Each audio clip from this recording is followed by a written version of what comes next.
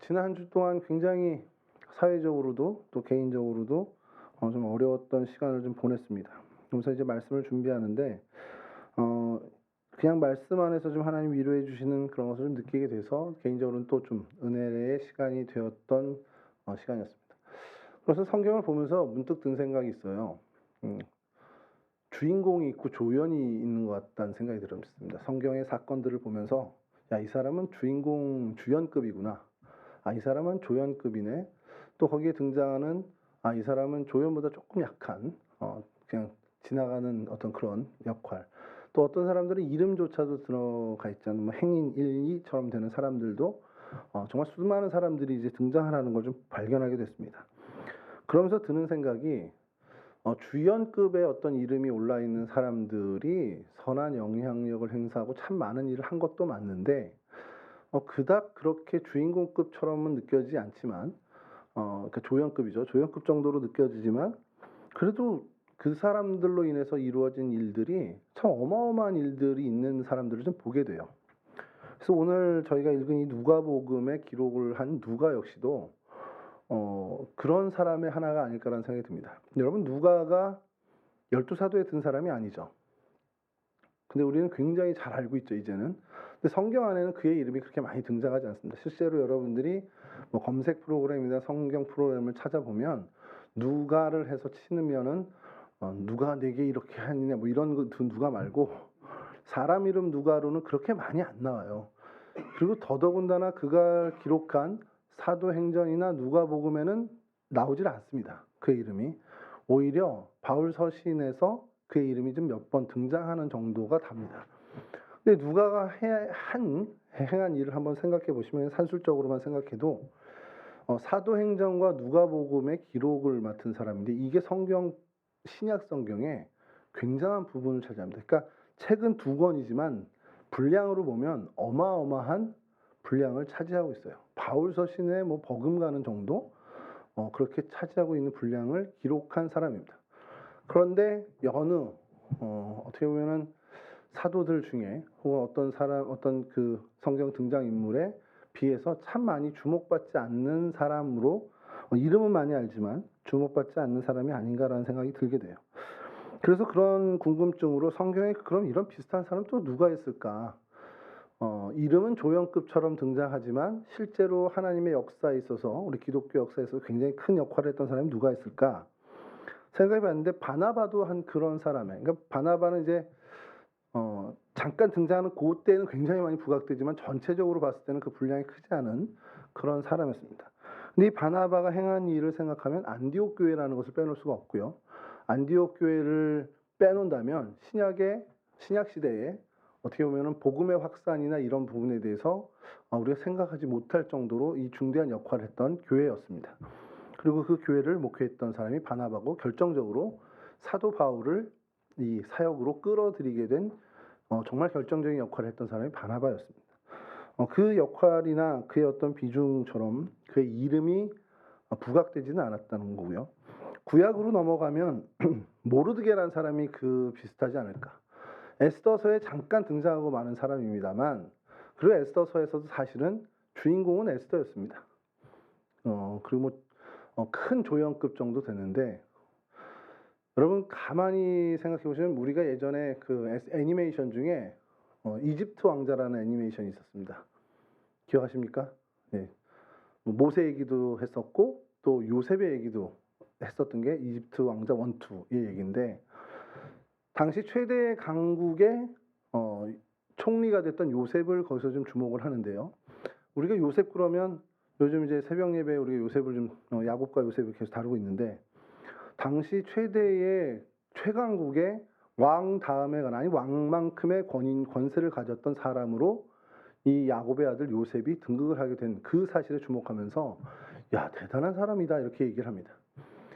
근데 그에 못지않게 다니엘이라는 사람 역시 바벨론의 어떻게 보면 총리급으로 엄청난 이제 권력을 갖게 된 거죠.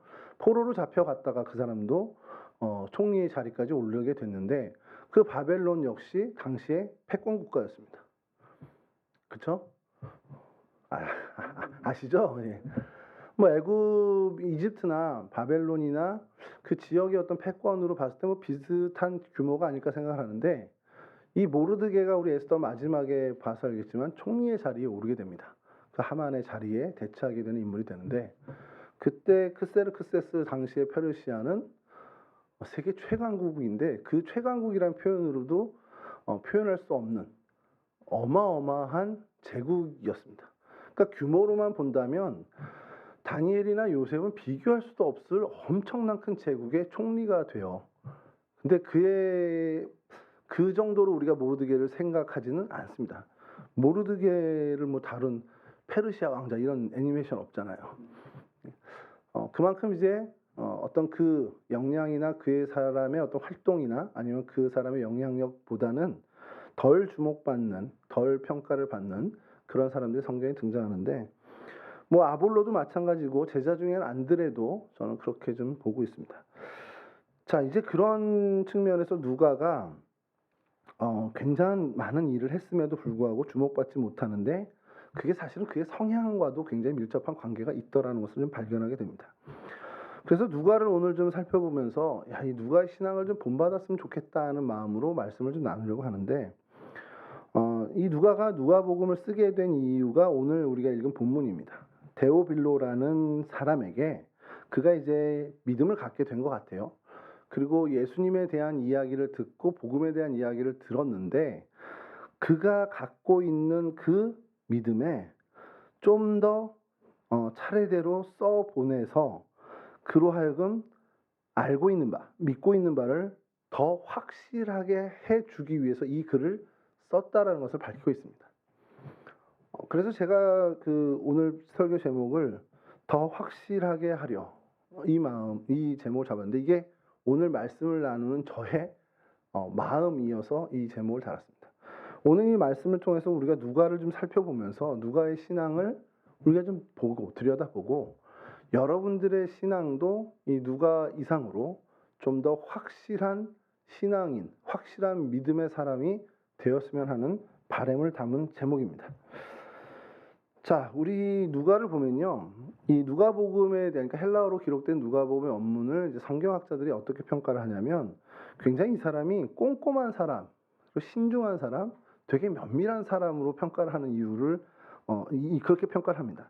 그래서 어떤 부분에서 그런가? 근데 뭐 예수 복음에 대한 일을 이제 차례대로 순차적으로 기록하는 그런 부분도 좀 탁월한데, 이 사실을 전달하는데 굉장히 섬세한 걸 보여주는 것이 누가복음 3장 1절에서 2절입니다. 이거 좀 우리 방송실에서 띄워주시기로 해서 좀 띄워주시면 좋겠는데요.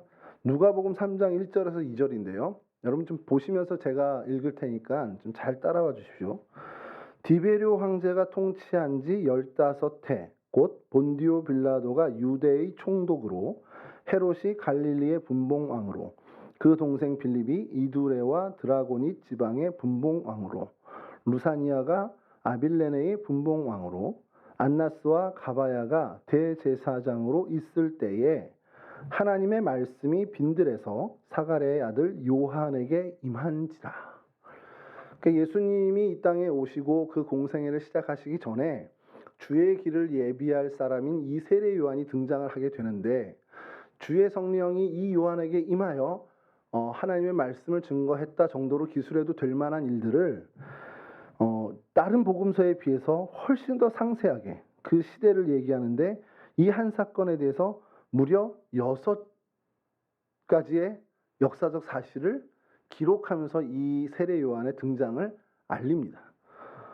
이 6가지 역사적 사건을 이용하면서 이 세례 요한의 출현 시기를 밝히는데, 이게 사실은 굉장히 성경학자들에게 굉장히 큰 도움이 됐던 사료이기도 합니다. 이 시절이구나. 물론 이제 빌라도가 유대 총독으로 왔을 그 기간과 뭐 그 기간 전체를 하면은 그쯤 언제쯤 세례 요한이 등장했겠지라고 하는데, 그때 특별히 이 헤롯과 빌립과 루사니아와 안나스가, 그리고 대제사장 가야바와 이 가야바가 대제사장이 있는 그 시기에 겹치는 그 시절을 따져 보니까 그게 언제쯤이더라는 것이 명확하게 나오는 그런 섬세함을 보여줬다는 겁니다. 그러니까 이 다른 복음서의 기자들처럼 어떻게 보면 그냥 뭉뚱이어서, 사실은 그게 중요한 게 아니고 세례 요한에게 주님의 성령이 임했고 예수님보다 앞서서 주 얘기를 예비했다라는 게 사실 복음의 핵심이니까 그것만 얘기해도 될 텐데, 거기에 이 누가는 본인의 성격이 그랬는지 모르지만 이 굉장히 면밀한 그리고 섬세한 부분들로 이렇게 기록을 하면서 문장력의 탁월함뿐만 아니라 사실 전달에 굉장히 장점을 가진 글을 남기게 됐다라는 겁니다. 그러니까 이게 부활의 기록, 그 어떤 예수 그리스도의 어떤 사역의 일이 있어서 되게 섬세한 어떤 병자를 고친 것에 예를 들어서 어떤 병자를 고쳤는데 그런 병자를 주님께서 기도해서 나으셨다라는 그런 기사에 똑같은 일을 사건을 누가는 그 사람이 무슨 병에 있었다라는 것까지 상세하게 기록해 주는 부분들이 있다라는 거죠. 그러니까 이게 굉장히 큰 장점으로 다가오게 됐다라는 겁니다. 그러니까 그가 가졌던 어떤 재능, 어떤 그 성격, 이러한 것들을 정말 충분히 하나님을 위해서, 복음을 위해서 사용할 줄 아는 사람이 되었다라는 거죠. 그러니까 이 사람이 우리 골로새서에 보면은 의사 누가라는 표현으로 의사라는 것을 우리가 알게 되는데, 바울의 어떤 동역을 도우면서 바울의 어떤 몸 상태도 체크를 했을 거고, 그러니까 또 어떤 면에선 의료 선교사의 사역을 좀 감당하지 않았을까라는 생각도 우리가 충분히 할 수 있고요. 또 오늘 누가복음이나 사도행전을 기록한 것으로 봤을 땐 교회사가 이게 그 역사의 저술가 정도도 활동을 한 어떤 그 자리매김을 한 사람으로 우리가 볼 수 있다라는 것이죠. 그게 뭐냐면 결국 그가 가졌던 재능을 어떤 자신의 유익이나 자신의 입신양명을 위해서 사용했다라기보다는 하나님의 몸된 교회, 주님의 몸된 교회를 위해 선교의 역사를 위해서 사용한 사람임에 틀림없다라는 것을 저희가 발견하게 된다는 것이죠.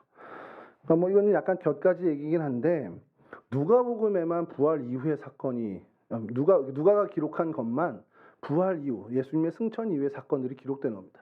그러니까 마가 공동체, 마태 공동체, 요한 공동체는 예수님의 부활과 승천 이후의 사건에 대해서는 기록된 게 없어요. 그 공동체는 사실 그 이야기만 가지고도 충분하다라는 생각을 했을지 모르는데, 누군가 하나는 그 이후의 일을 기록해 줬으면 하는 요구가 있었겠죠. 그때 누가가 이 기록을 맡아서 사도행전이라는 기록을 남기게 됐습니다. 그게 데오빌로를 좀 더 확실하게 하기 위해서. 근데 이게 재미난 것이요.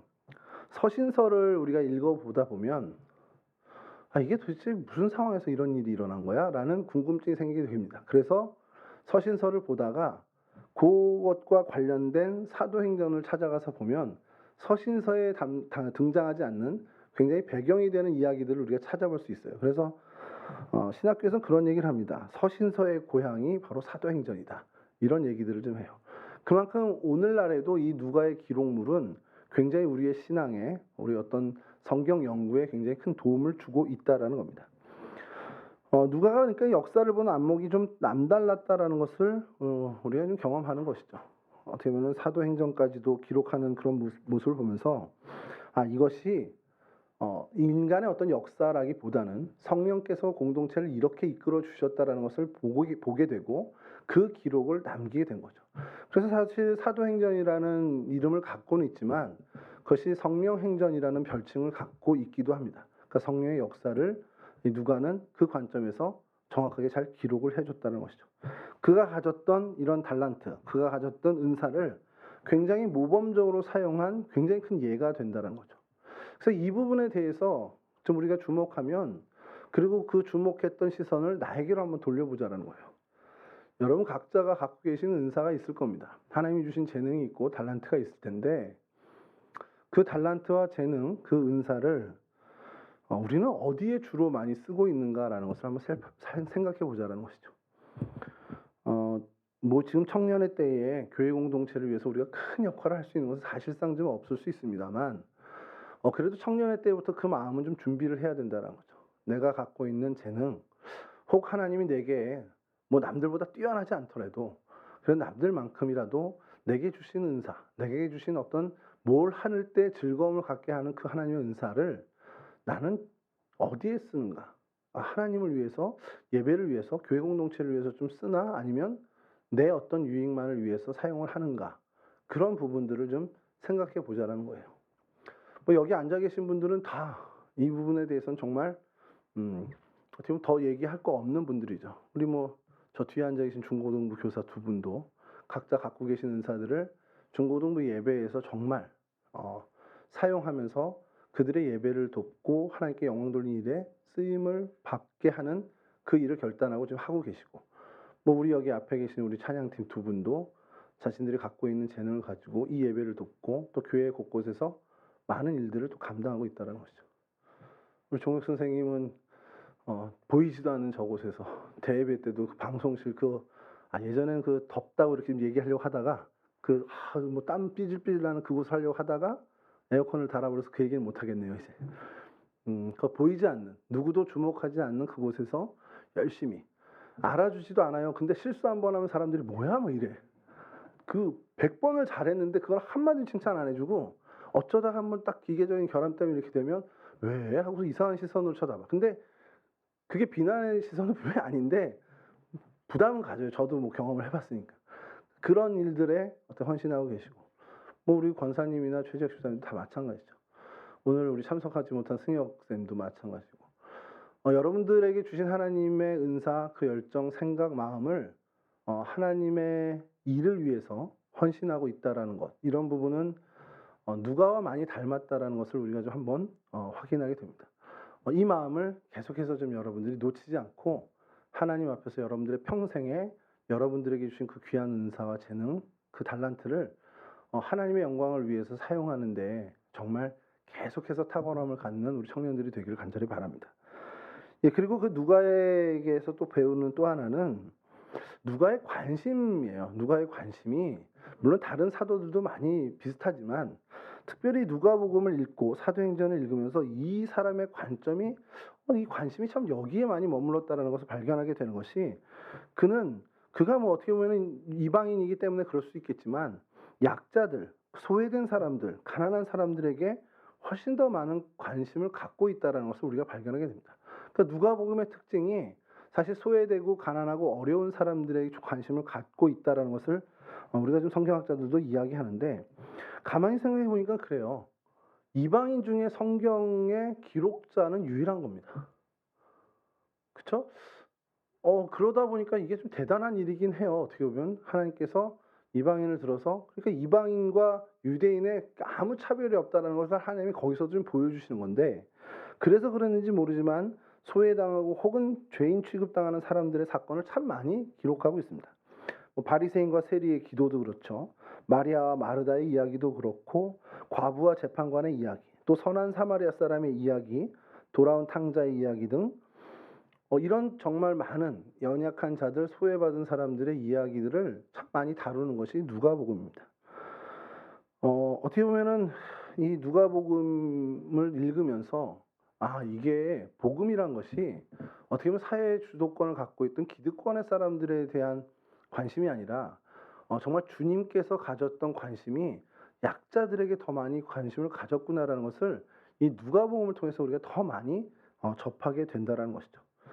그렇다면 그 복음을 믿는 우리는, 우리의 관심은 어디에 좀 많이 머물러 있냐라는 거예요. 이거는 뭐 우리가 그러면 가난하고 소외된 사람들, 어떤 소수인에게 우리가 더 관심을 갖자, 뭐 그런 얘기가 될 수도 있지만, 우리의 실생활로 들어왔을 때 저는 이렇게 좀 봅니다. 내가 유력한 사람에게 관심을 더 많이 갖고 있는가, 그렇지 않은 사람에게 관심을 좀 더 갖는가.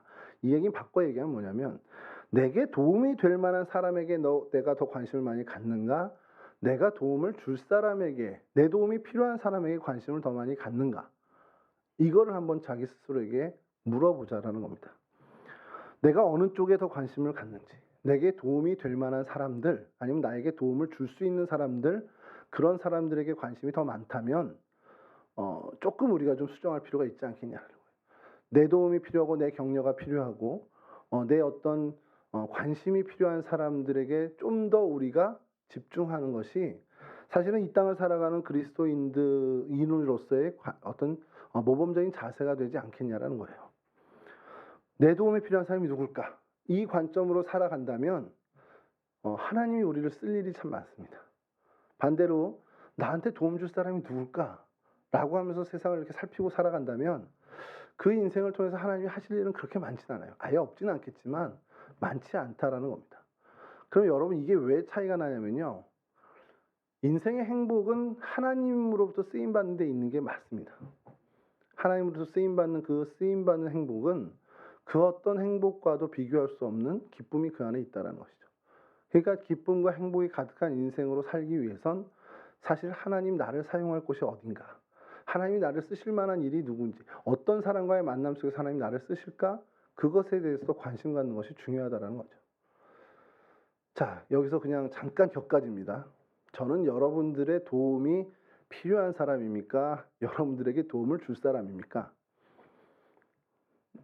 자유롭게 한번 얘기해 주셔도 좋습니다.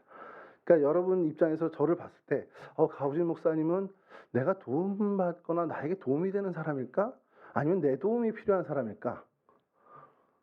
보면 아시죠? 도움이 많이 필요한 사람입니다. 그러니까 여러분들의 관심과 사랑이 많이 필요한 사람이에요.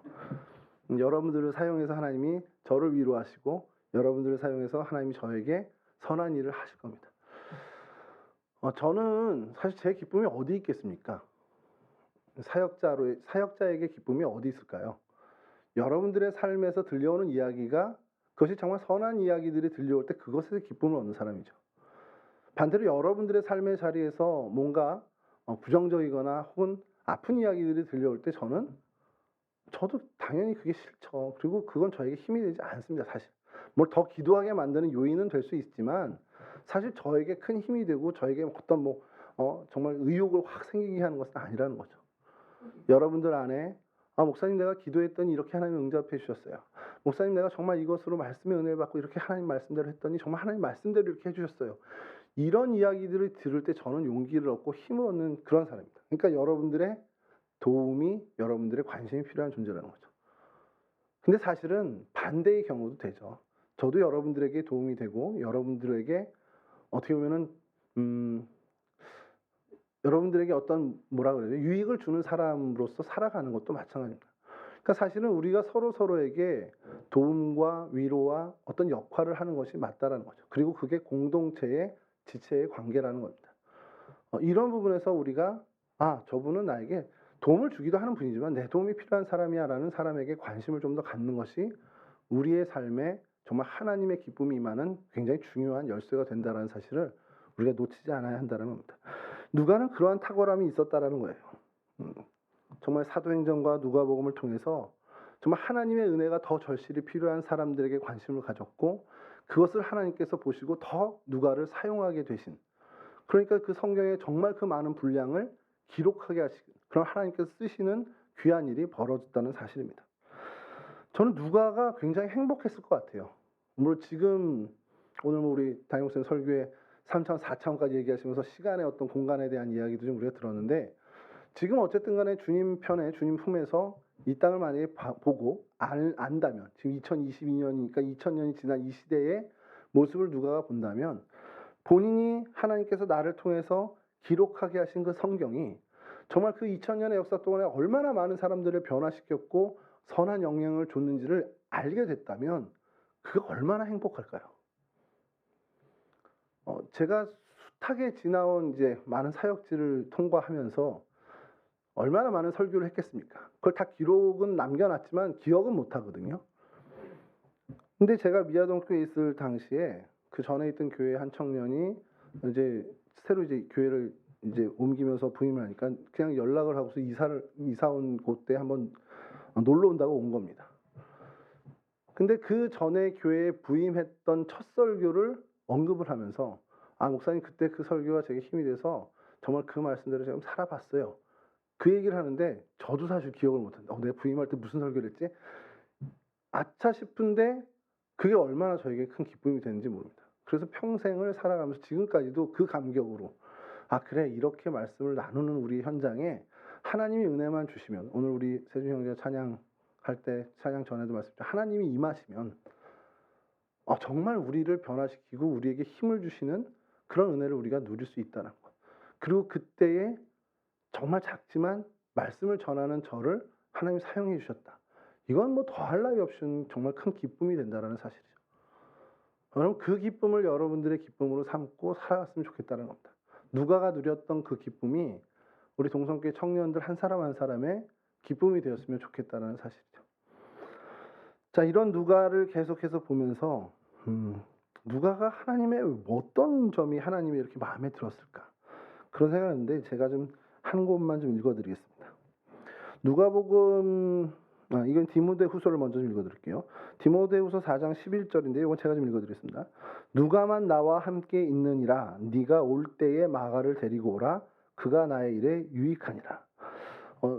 바울 서신에 뭐 여러 군데지만 대표적으로 디모데후서 4장 11절 지금 읽은 이 부분이지만 이 그 선교 여행 바울의 선교 여행 3차 전도 여행에 다시 드로아에서 합류하게 되는 그 기사가 있습니다. 사도행전에.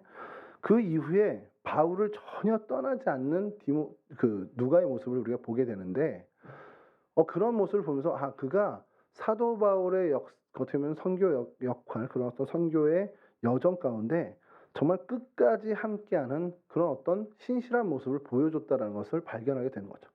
그러니까 무슨 말이냐면 누가의 어떤 그런 사역의 모습이 뭔가 하나님께서 일을 주고 맡기시면 그 일은 어떤 일이 되었든 간에 자신이 맡은 일, 맡은 사명에 대해서 정말 끝까지 함께하는 어떤 충성됨, 그러한 신실함을 보였던 사람이라는 것을 저희가 발견하게 된다는 겁니다.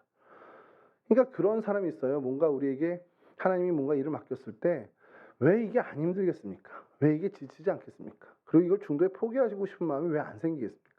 목회하는 분들도 그래요. 저를 포함해서 목회를 하다가도 이게 정말 내가 이 일을 하는 게 정말 여기서 중단해야 되는 건가? 이렇게 힘들게 이렇게 몰려가면 내가 여기서 이거를 사역을 내려놔야 되나? 이런 생각을 할 때도 가끔씩 있다라는 거예요. 누가에겐 왜 그게 없었겠습니까? 더 지금보다 훨씬 더 많은 순간들에 어떻게 보면 포기할 수밖에 없는 상황에까지 몰리게 됐었겠죠. 그러나 누가는 그렇지 않고 누가만 나와 함께 있느니라 이 바울의 말처럼 그 바울 곁을 떠나지 않는 충성된 그 신실함을 갖고 있었던 사람이라는 겁니다. 그리고 또 하나의 그의 모습은 뭐냐면 사도행전과 누가복음에 계속해서 아까도 말씀드렸지만 누가라는 이름이 등장을 하지 않아요. 한 군데 나오는데 16장에 뭐라면 우리라는 표현을 씁니다. 그러니까 드로아에서 마게도냐 사람이 손짓하는 환상을 보게 되죠. 바울이 보게 되면서 그때까지 등장하지 않던 표현이 나오는 우리라는 표현이 나오는데 누가 자신을 기록한 누가 자신을 포함한 1인칭 복수잖아요.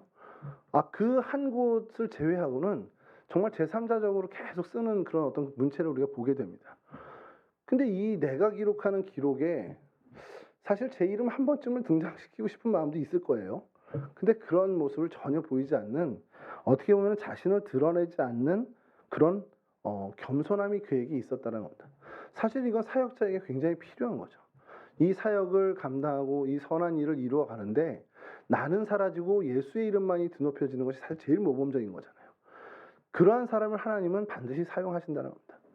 자기 이름을 드러내지 않는 정말 그런 겸손함을 갖고 주의 일에 정말 끝까지 충성하는 충성된 모습을 가진 신실한 사람을 하나님은 반드시 사용하신다는 겁니다.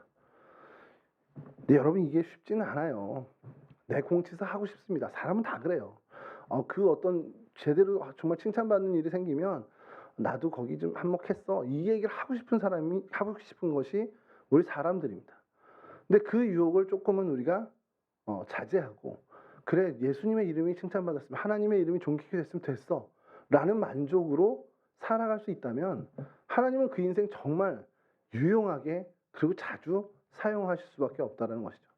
그리고 맡겨주신 일에 최선을 다하고 충성된 모습을 보인다면 왜 안 쓰시겠습니까?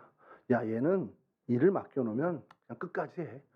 그럼 사람도 그렇잖아요. 사람도 일을 맡았을 때 충성되고 신실하면 그 사람에게 일을 더 맡길 수밖에 없듯이 하나님의 일도 마찬가지라는 겁니다.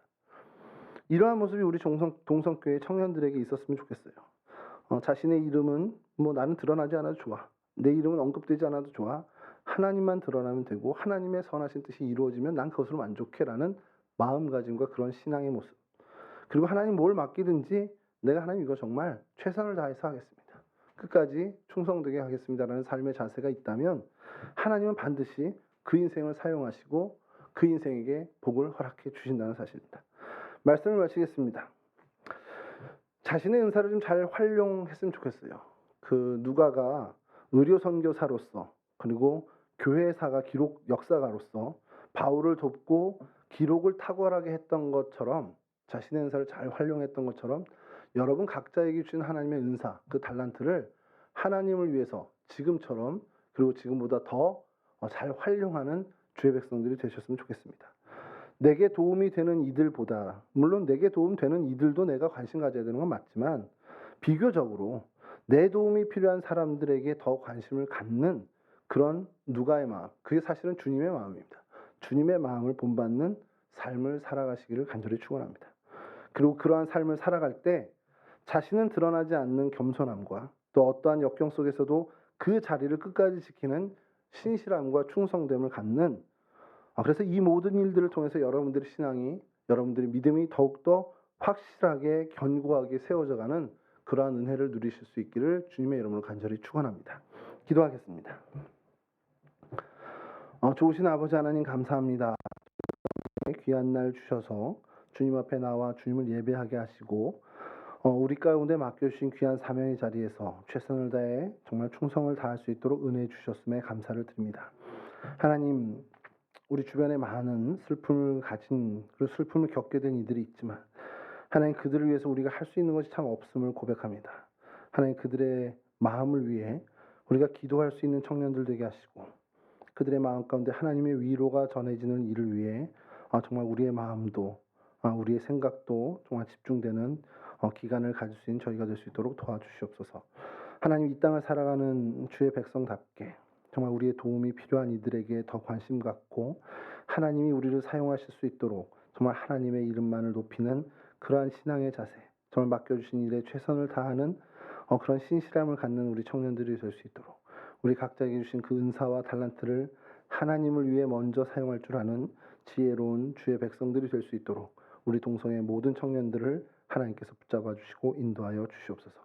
그렇게 하나님으로부터 쓰임받는 기쁨에 정말 겨운 인생 될 수 있도록, 하나님으로부터 쓰임받는 그 기쁨을, 그 행복을 누리는 거룩한 인생 될 수 있도록 우리 청년들 한 사람 한 사람을 하나님께서 붙잡아 주시옵소서. 감사하며 예수 그리스도 거룩하신 이름으로 기도합니다. 아멘.